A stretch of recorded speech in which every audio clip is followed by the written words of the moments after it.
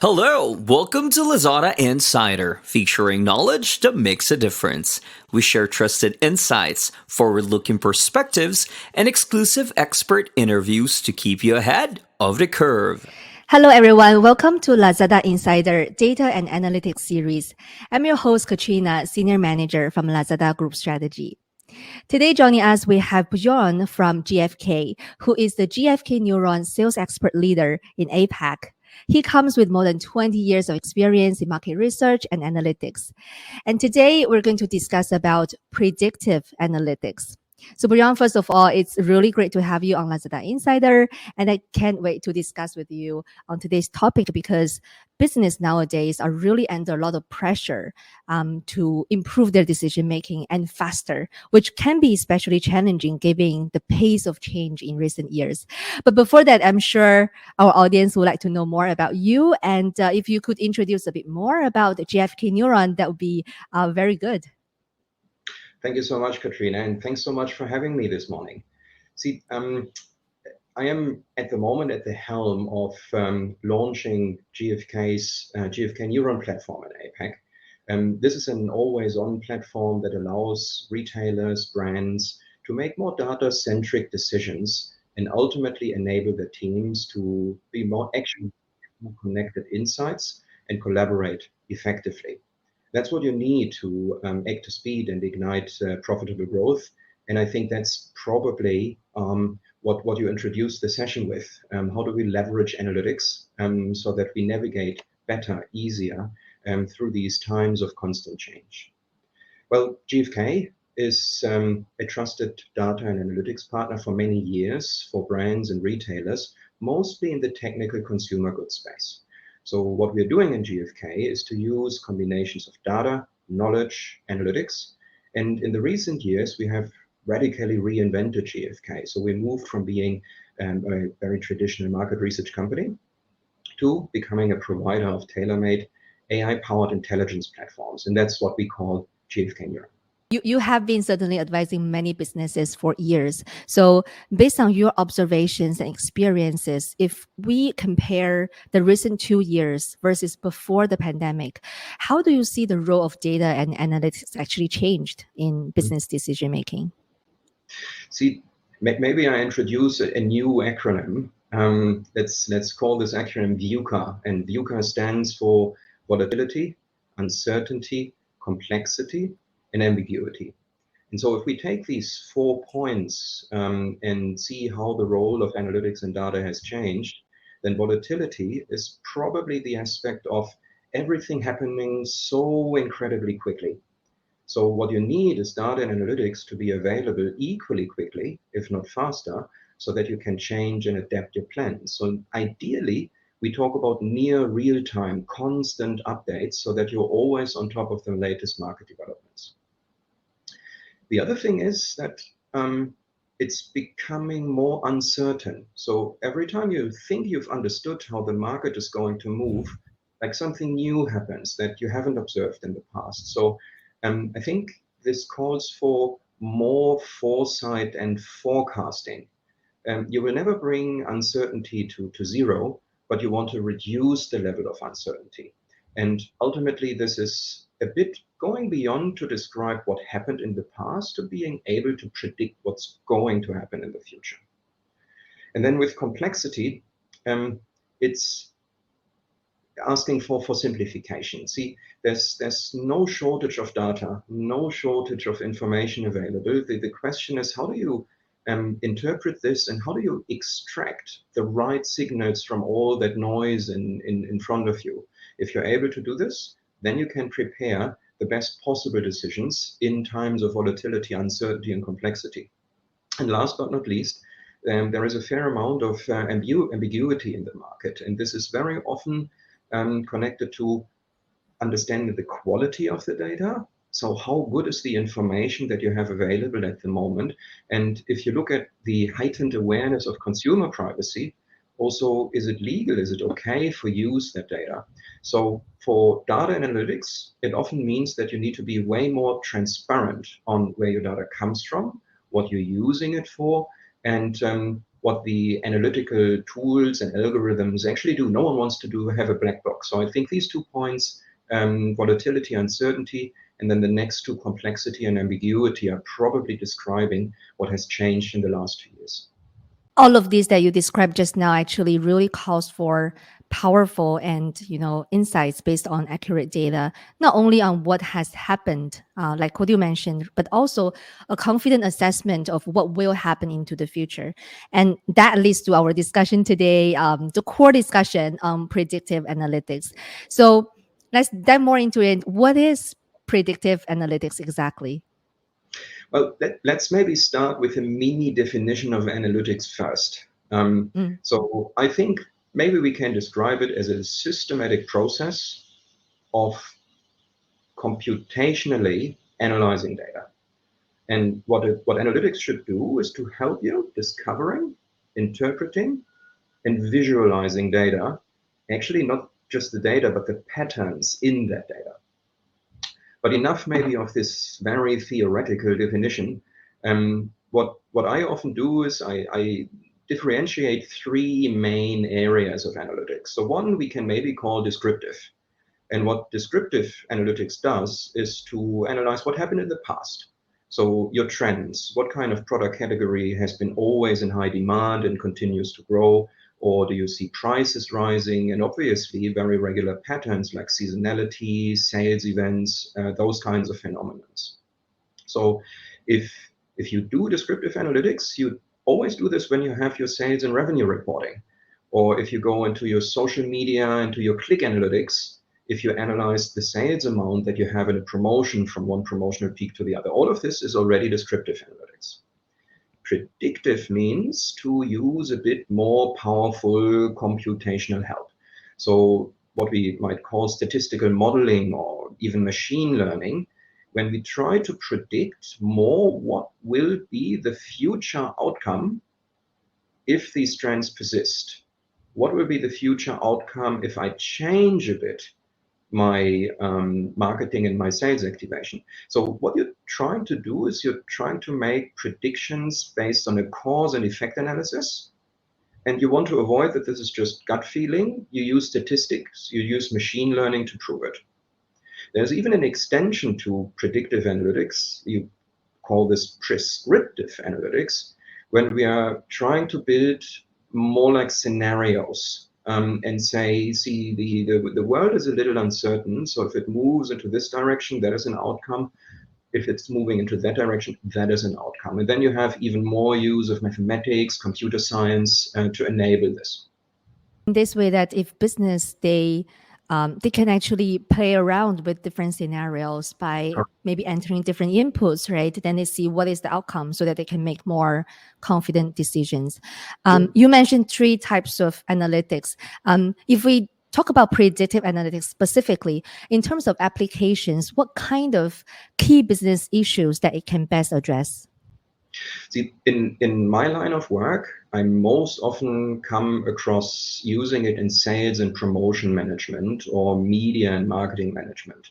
So when you are, for example, selling panel TVs or washing machines, you want to analyze what is the impact of your price and your promotion change, right? So how does it affect your sales, your stock? Similar to marketing management. So you're running a new media campaign. You want to understand how does this impact your clicks, your sales? How does this change the way consumers, shoppers perceive your product and your service offering? But you also have this in shopper management. So think about cross-selling opportunities. So someone already buys in your store a certain product.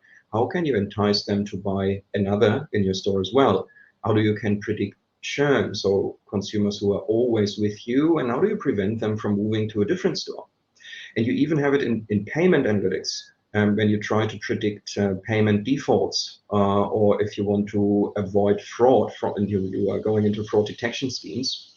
And last but not least, many of my clients use it also in portfolio management when they want to understand what kind of product segment or product category is growing faster than another, in order to make sure that you're grabbing that opportunity and you have the right stock, the right solutions available to benefit from that trend. Well, these are very exciting applications. Could you give us a flavor of what are some techniques business can use for predictive analytics? Hmm.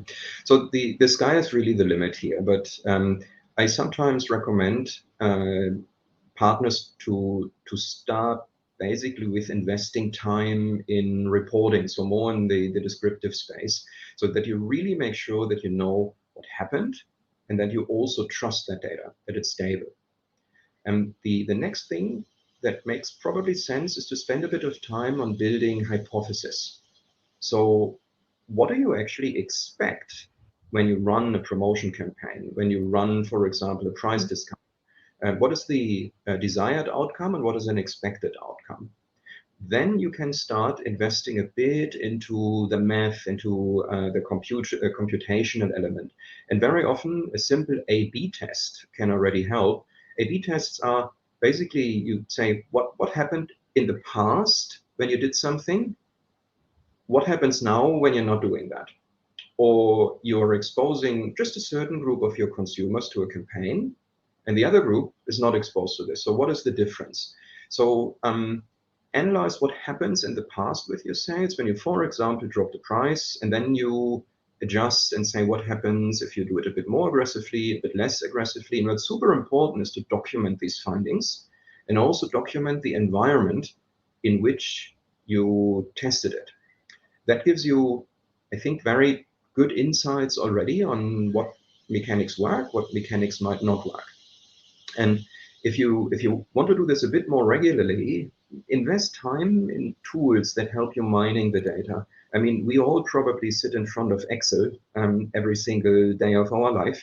If you add tools like Power BI or other business intelligence systems to it, then this is already a good starting point. But my recommendation is always make sure that you see this as a package. You need your data, you need tools, but you also need trained staff to extract the right data. And that is probably a good starting point then to do more. So if you want to explore more, then it's maybe a good idea to invest in self-service analytical tools that allow you to go a little deeper. And if you then still encounter a problem that you can't solve yourself, don't be shy to ask. There are analytical specialists who do this all the time. And especially if you have a very risky decision that swings a lot of your resources and your funds, you might actually want to partner with a specialist to prepare the decision. Well, you already mentioned a little bit the road or the journey to a full scale predictive analytics might be not that smooth. You will need some help, along the way. So when it comes to actually adopting predictive analytics in practice, what are typically the main challenges that businesses are facing and how can they best address them? See, I actually asked one of my mentors from previous roles and say, hey, what has actually changed so much over the past decades? And he said, 20 years ago, the problem was that you never had enough data. Today, the problem is that you have so much data that you don't even know what data you should use.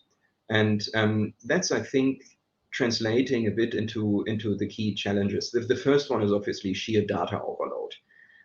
You need to understand what is most meaningful, what is just noise, and what is really an important signal for you. So I recommend that here we are really clear on what we want to measure and how do we define success. So your KPIs, your key performance indicators. And as I said just now, also investing a bit of time on hypothesis testing. So what do you think is driving an outcome? That is the first step to tackle data overload. The second one that is relatively new is I call this data compliance. So not all data that is available to you is actually fit to use. So some data might be biased because it's incomplete. Sometimes you might not even have the right to use that data. So what is, I think, important is that you invest a bit more time in judging the quality of data that you have. You might even want to invest in neutral data from a third party to avoid that you have an issue with the legal use of the data that is available. The third one is coming from a discussion that I had with a partner a few weeks back. And what this partner shared with me, he called this data literacy. Ultimately, that's a talent and training and onboarding challenge. See, if you want to run a marathon, you won't be able to complete it if you don't train for it. And the same applies to using data and analytics. So while a lot of data and analytics is more accessible and easier to use, you still need to invest time in training your staff in reading and using that. So thankfully, a lot of material and training is available, such as these episodes here, to make this more fun and easier to do. And ultimately, it's a matter of making data analytics a fundamental part of your organization. And then maybe a fourth point, and that is the sheer cost of investing in data analytics. I think that is very often that is definitely a challenge that you need to overcome. My point is make this part of your organization, make this part of your budgeting so that you have sufficient funds available ahead of time to invest in the right things. Realistically, not all decisions require a very complex analytical design. So smaller things probably should be handled appropriately, but the big and risky decisions you want to support with sufficient funds. So that's maybe 4 points to think about when it comes to challenges. Data overload, data compliance, data literacy, and to a certain extent also cost, yes. All right, thanks a lot for the sharing on those 4 typical challenges and how businesses can overcome them. Now, for companies that are very new to predictive analytics, what should be their very first step in making the leap? I think the first one, sometimes overlooked, is to confirm what problem you want to solve. What is the use case? And secondly, how often do you think that question reappears? Do you need to do this like only once, or do you need to do this all the time? Once you're clear on this, that defines a bit how much time and resources should you invest, and how do you need to think about the processes, the organization to solve a problem that reappears very, very regularly. The second most important thing is to do a risk assessment. What is the risk of being wrong? What is the opportunity when you are right? If the risk is very small and the opportunity is very small, then it's, I think, perfectly fine to go in with your experience, with gut feeling, and decide what you want to do. But if there is a huge risk of being wrong, then you want to get like a bit of a sense of time and investment behind that, and schedule your processes accordingly. The last point, what I always hear is I'm not asking for help from the outside, because I think that all of this is super expensive. Sometimes it's just taking maybe a few hours with a second pair of eyes from someone who's been doing these kind of things all the time to say, hey, you're actually right, and continue that path. Maybe that second pair of eyes points you to a risk that you've overlooked. So don't be afraid to ask, and don't think that all analytics is always beyond your means of investment. I want to sort of, dial back a little bit on some conversation that we had actually with your colleague, Karthik, also from GfK. So he joined us, some while back, and we actually discussed about the new reality of hybrid way of working. And when we talk about data analytics and the usage of those by employees, right? What are the implications of this new working arrangement on data analytics and data-driven decision making? It means that you need to deploy analytical systems that employees can use from home while they are working from home. So these systems should be nearly self-service and frustration-free. Also, we need to bear in mind the infrastructure in the home office. Now, not everyone will be in the same situation. So you think about cloud-based systems that are easy to access without a super powerful computer. Also think of it through data and analytics as requiring very clear alignment processes. So if you can't go to someone else's desk or just go into a meeting room and align, you need to make sure that everyone shares the same KPIs, the same analytical processes, thinks in the same way about error margins, about outcomes, so that people sitting in remote locations can work well together. And this collaborative element is probably another one. If the two of us would go into a meeting room, we have a whiteboard. And so we can scribble ideas and discuss it, and what doesn't make sense, we wipe off and start from scratch. How do you do that when you're sitting in two very different locations? So I think companies are well advised to invest in online collaboration tools, using online whiteboards, Figma, Miro boards, those kind of things instead of physical ones. And last but not least, it's probably also a matter of your onboarding processes. So when you have new joiners coming to your company, how do you make sure that they experience all of this in a helpful and motivating way? How do you make sure that they have like a buddy system, a mentor, a coach to talk to? Colleagues who joined us in GfK during the peak of the pandemic called and said, hey, I've never even seen a GfK office. I've never met any of my colleagues face to face. So having a view on how do you facilitate that onboarding, I think that's a super important aspect of data and analytics. We probably have time for one last question. Do you have any final thoughts you would like to share with our audience on this topic? Yeah, maybe three points. So I like to think about data and analytics as something that helps to make everyone a little smarter and a little prouder of what you do. So I have a good day when an analysis help to solve a problem faster, makes you more confident to make a decision. You see, it's a little difficult. You don't have something tangible sitting off your desk when you've done an analysis, right? So how do you remember that it was a good day? And that brings me to the last point. Ultimately, I think analytics is at the core of sustainability. It helps you to avoid waste of your most precious resources, waste of your time. So if I look back at a day and the day was a good day, then I helped someone avoiding waste of resources, helped everyone to be a little smarter and take a decision with more confidence.